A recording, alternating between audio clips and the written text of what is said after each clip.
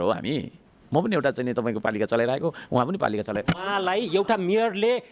प्रधानमन्त्री कसरी सिफारिस गर्न सक्छ भनेर तपाईँले प्रश्न गर्न सक्नुहुन्छ भने तपाईँ एउटा नगरको मेयर चाहिँ प्रधानमन्त्री बन्छु भनेर तपाईँ चाहिँ कसरी भन्न सक्नुहुन्छ त त्यो बेलाको कुरा गर्ने हो भने उहाँले सिफारिस गर्न सक्नुहुन्छ भनेर तपाईँको प्रश्न हो भने तपाईँ आफू प्रधानमन्त्रीको दौडमा चाहिँ कसरी हुन सक्नुहुन्छ तपाईँ एउटा नगरपालिकाको लागि 5 वर्षको म्यान्डेट पाएर बसेको जनप्रतिनिधि। यहाँ सुन्नुहोस् त्यतिखेर जब 24 गतेको आन्दोलन भइसकेको थियो त्यस पछाडि कोही यो देशमा चाहिँ नि होइन यो देशलाई जिम्मा लिन्छु भनेर आयो कोही आएन होइन कोही आएन नि त। अब यो देश ब्ल्याकआउट भइसकेको अवस्थामा तपाईँको चाहिँ नि म जान्छु भनेर म आएको मान्छे हो यो देश त मेरो पनि हो नि त तपाईँको पनि हो तपाईँ पनि जाँदा हुन्थ्यो तपाईँ जानु भएन तर पत्रकार जानु मिलेन पनि होला म गएँ म राजनीति गर्ने मान्छे पनि हो म जान्छु है यो देश बनाउनका लागि चाहिँ 3.5 वर्ष 4 वर्ष ढुङ्गा बोक्ने मान्छे देशै रहेन भने कहाँ मैले ढुङ्गा बोक्ने है त्यो भएको कारणले गर्दाखेरि म गएँ म छु भनेर गएँ खोइ कोही अरू आउनु सक्नुभयो त आउनु सक्नु भएन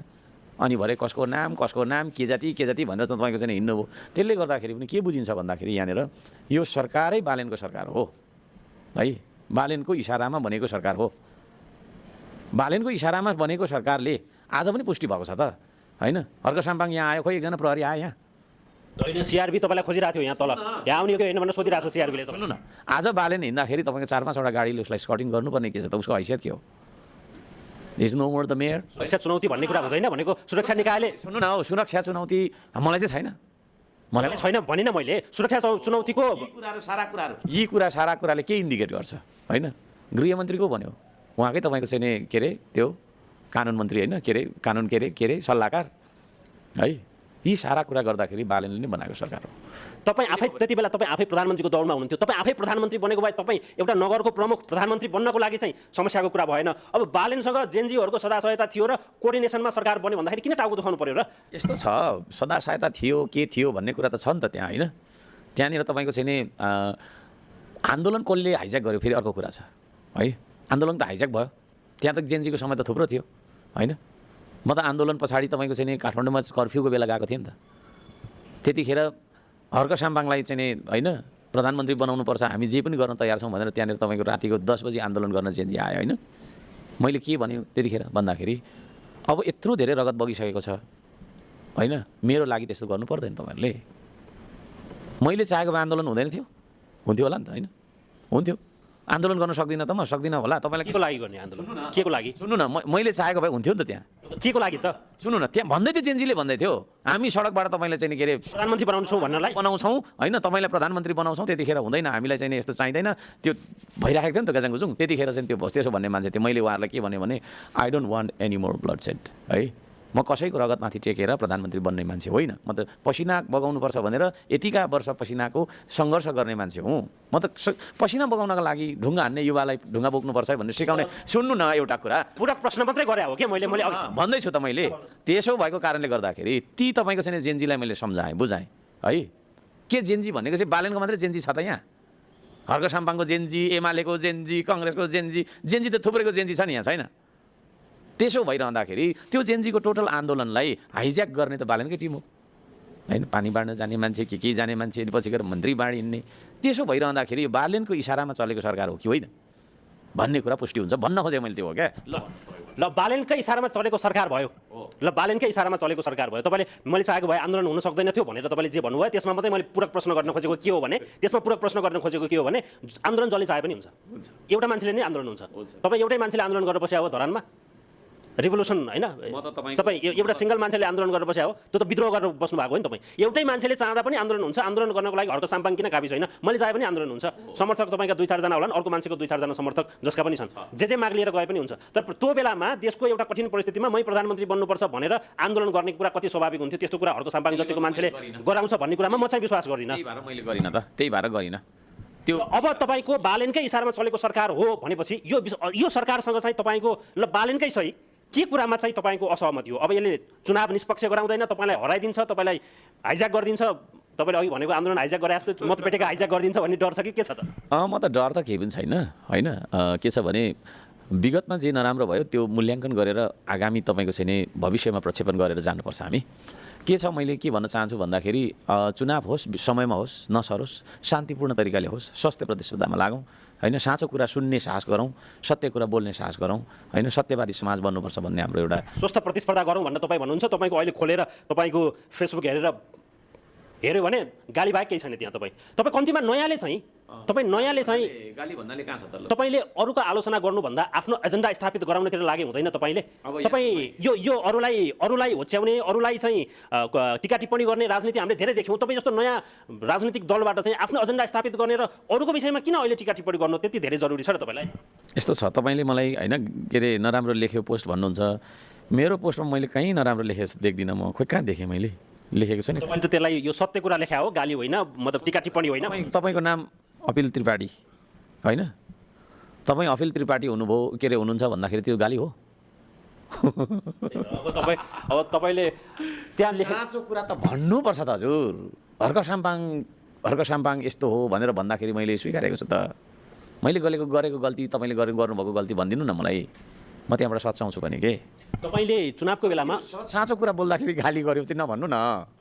त्यो गलत हो क्या? झुटो कुरा सुन्न चाहेको त नेपाली समाजले। तपाईँले विदेशीको इसारा भन्नुहुन्छ, शब्द त ठ्याक्कै के प्रयोग गर्नुभएको छ मलाई थाहा छैन। अहिले ठ्याक्कै शब्द चाहिँ कस्ता तपाईँले प्रयोग गर्नुभएको छ थाहा छैन। चलेको छ त सरकार, विदेशीको इसारामा चल्दैन त यो देश। अब पुष्टि नहुने कुरालाई तपाईँले यो चुनावको बेलामा किन मसला बनाउनु पर्यो? त्यस्ता चिजहरू पुष्टि गर्न सक्नुहुन्छ? यस्तो छ, अब जस्तै म छिमेकी मुलुकलाई जे पनि बुझाउन तयार छु भनेर भनेको कुरालाई काटेर के आयो त उत्तर? मुकुल ढकालको एउटा स्टेटमेन्ट नै काफी हो तपाईँलाई चाहिँ? अर्को कुरा तपाईँको चाहिँ अहिले भर्खर तपाईँको चाहिँ छिमेकी मुलुकतिरबाट गाडीहरू प्रयोग गरिएको छ नि होइन लिएर, त्यो के हो? त्यो पनि एउटा उत्तर हामीलाई चाहिँ चाहिन्छ है। हाम्रो देशमा चुनाव हुन्छ, तपाईँको चाहिँ नि विदेशीले लगानी गर्दो रहेछ होइन भनिसकेपछि, उसले लगानी गरिसकेपछि उसको इसारामा हामी चल्छौँ भन्ने सङ्केत पर्याप्त हुँदैन र? त्यो हो नि त। त्यस्ता कुराहरू थुप्रै छन् के, जसको कारणले गर्दाखेरि यो पहिलोपटक भएको छ हाम्रो देशमा। कतिचोटि भयो भन्ने कुरा गनेर बस्दिनँ म होइन, तर त्यो जतिचोटि हुन्छ त्यतिचोटि तपाईँको चाहिँ स्वाभिमानी नेपालीले विरोध गर्नुपर्छ, गर्छौँ हामी। यसलाई विरोधै सम्झिनुहुन्छ भने विरोधै सम्झनुहोस्। तपाईँ यो देश बचाउनुपर्छ र बनाउनुपर्छ भन्ने कुरामा हामी प्रष्ट छौँ। तपाईँ चाहिँ चुनाव पछाडिको नतिजा जे आउँछ नि, नतिजा जे आउँछ त्यो नतिजा पछाडि त सरकार गठनको एउटा प्रक्रिया सुरु हुन्छ। त्यो प्रक्रियामा चाहिँ तपाईँ कतापट्टि हुनुहुन्छ? अब फेरि तपाईँले त म त प्रधानमन्त्री नै हुने हो भन्नु होला, तपाईँले सोचेको जस्तो परिणाम आएन भने तपाईँ चाहिँ कतापट्टि हुनुहुन्छ? अगाडिपट्टि हुनुहुन्छ कि प्रश्न गर्ने ठाउँतिर हुनुहुन्छ? यस्तो छ, सरकारमा जानुहुन्छ कि प्रतिपक्षमा बस्नुहुन्छ? टालाटुली बटुलीमा म विश्वास गर्दिनँ। टालाटुली बटुली कति राम्रो पुतली भन्नेमा म विश्वास गर्दिनँ। नेपाली जनतालाई मेरो अपिल छ, 5 वर्ष प्रतिपक्षमा बस्नुहुन्छ तपाईँ? मेरो अपिल छ नेपाली जनतालाई, हामीलाई सरकारमा पुग्ने गरी भोट तपाईँले लगाउनुपर्छ। किनभने त्यस्ता कुनै दल अब बाँकी रहेनन् जुन दललाई तपाईँको अमूल्य मत होइन सुहाउँछ। दे डोन्ट डिजर्भ है। उहाँहरू प्रष्ट हुनुहुन्न, एउटा कुरा राष्ट्रियताको हिसाबमा प्रष्ट हुनुहुन्न होइन, उहाँहरू तपाईँको छैन भिजन वाइज प्रष्ट हुनुहुन्न। उहाँहरूको के हो त, मैले अघि भने के होइन, कसो गरेर चाहिँ यो आर्थिक उन्नति गर्न सकिन्छ त भन्दाखेरि विदेशी ऋण लिएर भन्नुहुन्छ है। केही छैन, काम गर्ने मान्छेलाई हेला होइन, काम त गर्नै हुँदैन भन्नुहुन्छ, गफ गरेर खानुपर्छ भन्ने खालको दलाली र सेटिङ गरेर यताको कुरा उताको कुरा यता गरेर गर्नुपर्छ भन्ने किसिमले होइन, भ्रष्टाचार अन्य अत्याचार र अराजकता फैलाएर यो देश चलाउनु खोज्ने। म यसो गर्छु भनौँ न, अरूको कुरा नगरौँ न। होइन त्यो पनि भन्नुपर्छ, उहाँहरूको पनि छ भने त्यही त त्यो भिजनको लागि एउटा चाहिँ नि राखौँ न भनेको, त्यो पनि खोइ कसले राख्दैन, राख्दा पनि हर्क साम्पाङ बिना भन्दो रहेछ त्यहाँ होइन। मलाई पनि बोलाउनु, म पनि सोध्छु क्या 2-4वटा होइन। तपाईँलाई बोलाउन जरुरी नै ठानेनन् भनेको तपाईँको प्रधानमन्त्रीको दावेदारको सम्भावनै छैन तपाईँ प्रधानमन्त्री हुने भन्न खोजे हो। डराउनु भयो नि उहाँहरू, डराउनु भयो क्या उहाँहरू। अहिले पनि डराइराख्नु भएको छ त, हामीलाई ह्यान्डिक्याप गरिराख्नु भएको छ होइन। मेरो तपाईँको छैन के अरे फेसबुकै रिपोर्ट गरिराख्नु भएको छ उहाँहरूले है, यावत कुराहरू डराइराख्नु भएको छ। किन डराउने, साँचो कुरा बोलौँ न होइन। यो त जनतालाई जसले कन्भिन्स गर्न सक्छ, जनताले उसैलाई भोट दिन्छ, उही जित्छ होइन। मेरो प्रश्न ह्यान्डिक्याप म्याच किन खेल्ने, हामी ह्यान्डिक्याप म्याच किन खेल्ने? मेरो अघिको प्रश्न चाहिँ के हो भने तपाईँ 5 वर्ष प्रतिपक्षमा बस्नुहुन्छ, मैले बुझेँ कि तपाईँलाई सरकार चलाउँछौँ, किन प्रतिपक्ष बस्छ? ठिक छ चलाउनुहोस् के, शुभेच्छा छ, जित्नुहोस्, शुभेच्छा छ। त त्यसो भएन भने चाहिँ तपाईँ टालाटुली बटुलीको सरकारमा जानुहुन्न? भएन भन्ने कुरा त छँदै छैन, भयो हुने यो त सम्भावनाको खेलको कुरा भयो। म अहिले सोच्दिनँ त्यो, अहिले चाहिँ म सोच्दिनँ, एटलिस्ट अहिले म सोच्दिनँ होइन हाम्रो 5 वर्षको सरकार चलाउनु पर्छ हामीले नेपाली जनताले दिनुपर्छ किनभने अरूसँग विचार छैन नैतिकता छैन इमान्दारी छैन निष्ठा छैन होइन तपाईँको छैन के अरे क्षमता छैन भएको एउटा छ अर्को साम्पाङ छ जसले तपाईँ हुनुहुन्छ ओके सुन्नु न जसले होइन तपाईँको छैन अभूतपूर्व कामहरू गरेर देखाएको छ काम गरेर विश्व रेकर्ड राखेको छु मैले तपाईँ कसैले राखेको छ तपाईँ अरूले राखेको छ भने अरूलाई दिनु नि त भोट के को रेकर्ड विश्व रेकर्ड राखेको छ तपाईँले थाहा पाउनुहुन्न पत्रकार होइन तपाईँ खालि के कोटार बस्नुहुन्छ भनेर सोध्नु मिल्दैन र मात्र मतलब कस्तो रेकर्ड भन्नुभएको तपाईँको मेहनत मलाई थाहा छ धरानमा तपाईँले पानीको लागि तपाईँले जुन मेहनत गर्नुभएको छ कहाँबाट तपाईँले त्यो पानी कसरी ल्याउनु भएको छ भन्ने कुराको म जानकार छु त्यो एप्रिसिएट गर्छौँ हामी म त तपाईँलाई अनौपचारिक भेटमा पनि त्यो मजाले तपाईँलाई एप्रिसिएसन गरेँ त्यो कुरामा त कुनै विमति नै छैन तपाईँ एउटा इन्डिपेन्डेन्ट एउटा इन्डिभिजुअल हर्क साम्पाङको क्षमतालाई मैले कदर गरेँ त्यसलाई सम्मान गरेँ तपाईँसँग सरकारै चलाउन सक्ने त्यस्तो किसिमका नेताहरू त्यस्तो किसिमका तपाईँका चुनावमा उठाउनु भएको उम्मेदवारहरू त्यस्तो किसिमको टिम त्यस्तो किसिमको फर्मेसन सबै तयार भइसकेको छ तपाईँसँग यो 2 महिनामा 3 महिनामा छ इमान्दार नेपाली छ देशलाई माया गर्ने नेपाली छ होइन म छु भिजन बनाउने प्लान बनाउने म आई एम द ब्रेन है म बनाउँछु यो देशमा आओस् जो आउँछ बहस गरौँ न योजनाको बारेमा बहस गरौँ क्या ठुल्ठुलो कुराको खालि ढुङ्गा बोकेको देख्छ होइन अर्को साम्पाङलाई को छ त्यस्तो मान्छे आओस् यहाँ राजनीति गर्ने मान्छे मसँग बहस गर्न है उहाँहरूलाई म सोध्छु हरेक कुरा सोध्छु उसको उत्तर मलाई दिनुपर्छ उहाँहरूको प्रश्नको उत्तर हरेक प्रश्नको उत्तर म दिन्छु दिन सकिनँ भने राजनीति छोडिदिन्छु तपाईँका नेताहरू को हुनुहुन्छ तपाईँ एकजना हुनुहुन्छ तपाईँको नेताहरू म आई एम द ब्रेन भन्दैछु त थुप्रै हुनुहुन्छ के 2-4 जनाको नाम लिनु यहाँ थुप्रै हुनुहुन्छ हाम्रो टिम के तपाईँको छैन असक्षम टिम हो र यो देशलाई माया गर्ने इमान्दार मान्छे भरु हुनुहुन्छ हामीसँग छ फटा मान्छेलाई चाहिँ नेता सम्झिने है स्विस ब्याङ्कमा खरबौँ पैसा राख्यो भन्ने तपाईँको खोज पत्रकारिता गरिरहेका छन् तपाईँहरू जस्तै पत्रकारले होइन ती मान्छेहरू को हुन् कोठा कोठा पैसा राख्ने क्विन्टल सुन तपाईँको तस्करी गर्ने है मानव तस्करी गर्ने दुनियाँभरको छैन सरकारी जग्गाहरू बेचबिखन गरेर खाने होइन अनेक परीको छैन केस लागेका मान्छेहरू यिनीहरू चाहिँ नेता हो उनीहरूलाई भोट दिनुपर्ने नेपाली जनताले त्यो गर्छ यसपालिको चुनावमा म तपाईँलाई भन्छु तपाईँको मिडिया मार्फत यसपालिको तपाईँको चुनावमा माटोलाई भोट हाल्ने मान्छेहरूले मात्रै नेपाललाई माया गर्छ भन्ने कुरा कतिजना भन्ने तपाईँलाई लाग्छ कतिजना नेपाललाई माया गर्ने मान्छे रहेछ नत्र तर्क बहस गरौँ न त तर्क बहस चाहिँ गर्नै नमान्ने खालि गाली गलौजमा उत्रिने होइन तर्क गरौँ न त भनेको क्या कोसँग गर्नुपर्ने म तयार छु त है तयार छु म उहाँसँग के योजना छ र हो यो 70 वर्षदेखि भाषण सुनाउँदै आश्वासन दिँदै आएको मान्छेहरूले गर्दाखेरि होइन आज चाहिँ हाम्रो हजारौँ युवा प्रत्येक दिन विदेशिनु परेको कसले गर्दा हो त यो देश यस्तो भएको कसले गर्दाखेरि चाहिँ तपाईँको 30 खर्ब जति चाहिँ विदेशी ऋणमा हामी डुबिरहेछौँ त्यसले गर्दाखेरि यी मान्छेहरूसँग छैन केही पनि न भिजन छ न निष्ठा छ होइन मिसन पनि छैन यिनीहरूको केही पनि छैन त्यसले गर्दाखेरि चुनाव चिन्ह माटोमा भोट हाल्नुपर्छ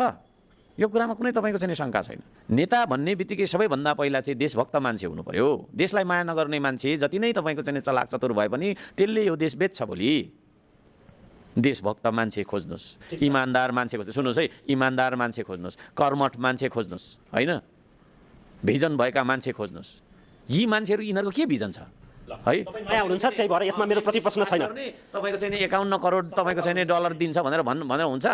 सबै छुट छ यो भन्ने किनभने तपाईँ नयाँ हुनुहुन्छ तपाईँ टेस्टेड हुनुहुन्न तपाईँले सबै यो भन्न पाउनुहुन्छ मसँग प्रति प्रश्नै हुँदैन किनभने तपाईँ टेस्टेड हुनुहुन्न तपाईँ टेस्टेड हुनुहुन्न त्यस कारणले रूपमा मिनिस्टरको रूपमा टेस्टेड छुइनँ तर मेयरको रूपमा होइन सबैभन्दा सक्सेसफुल मेयर पनि म हो जस्तो लाग्छ ठिक छ हामी अहिले फेरि अर्को स्थानीय तहको चुनावको कुरा गरिरहेका छैनौँ हामी त सरकारै चलाउने कुरा गरिरहेछौँ त्यस कारणले गर्दाखेरि तपाईँ टेस्टेड नभएको कारणले गर्दाखेरि सबै छुट र त्यो सबै त्यो आम मान्छेहरूलाई चाहिँ इमान्दार छ भन्ने कुरामा चाहिँ कम्तीमा मान्छेहरूले भर्को साम्पाङ इमान्दार छ भन्ने कुरामा मान्छेहरूले विश्वास गर्छन् झापा 5 मा अत्याधिक इपी सेन्टर बनेको छ अहिले चाहिँ आम मान्छेहरूले चाहिँ झापा 5 को इलेक्सन के होला भनेर कतिले बाजी थापेर बसेका छन् कसैले के बाजी लगाएका छन् कसैले के बाजी लगाएका छन् र ठुलो एउटा महासङ्ग्रामको रूपमा झापा 5 लाई हेरिएको छ तपाईँले झापा 5 लाई कसरी हेर्नु भएको छ अब मान्छेको आम प्रश्न त केपी ओलीले जित्छन् कि बालेनले जित्छन् झापा 5 मा चुनाव भन्ने हो के अरे त्यसरी प्रश्न सोध्यो भने तपाईँ रिसाउनुहुन्छ होला फेरि केपी ओलीले जित्छन् कि बालेनले झापा 5 मा भन्दाखेरि अब म तुलना गर्छु ल केपी ओलीले किन जित्ने कतिचोटि जित्ने जितेर के गर्छ tested many times and failed है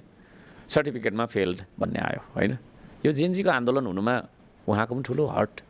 है सामाजिक सञ्जाल प्रतिबन्ध गर्ने यस्तो गर्ने उस्तो गर्ने भन्ने कारणहरूले गर्दाखेरि पनि छ नि त त्यहाँ थुप्रै कुराको तपाईँको सम्मिश्रण छ त्यो जेएनजीको आन्दोलन त्यही मात्रै चाहिँ होइन होइन त्यहाँ थुप्रै मान्छेहरू होइन टिओबीदेखि लिएर थुप्रै कुराहरू त्यहाँ गाजाङगुजुङ भएको कुराहरू छ धेरै मान्छे भेस्टेड इन्ट्रेस्ट लिएर आए त्यस्ता मान्छेले जसले सिंहदरबार जोगाउन सकेन होइन सरकार चलाउनु भनेको कोअर्डिनेसन हो नि त होइन कोअर्डिनेसन सरकार भन्ने बित्तिकै हाम्रो शरीर जस्तो हो जसमा मुटुको कोअर्डिनेसन कलेजोको कोअर्डिनेसन मृगौलासँग हुनु जरुरी छ क्या होइन उहाँले कोअर्डिनेसन हुनु न उहाँले कोअर्डिनेसन गर्न सक्नु भएन आन्दोलनरत मान्छेलाई